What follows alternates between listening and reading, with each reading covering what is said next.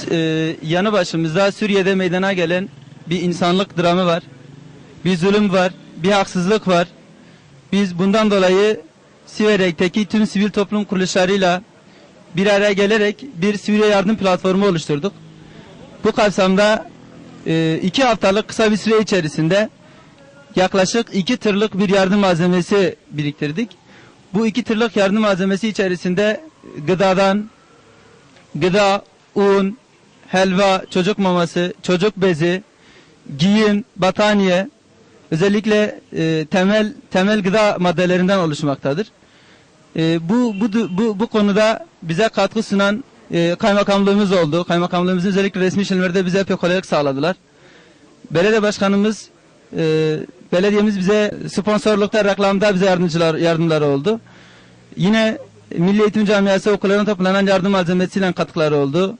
Sağlık çalışanlarımızdan bize ilaç noktasında katkıları olmuştur. Yine Siverek halkımız evindeki battaniyesini alıp gelenler oldu. Giydiği elbiseyi alıp getirenler oldu. Yine gidip iş yerlerinden toplu olarak eşya alıp getirenler olmuştur.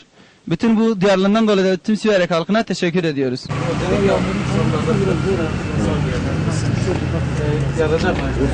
Ramazan, o nerede o kalem? O kalemi Kalem içeride.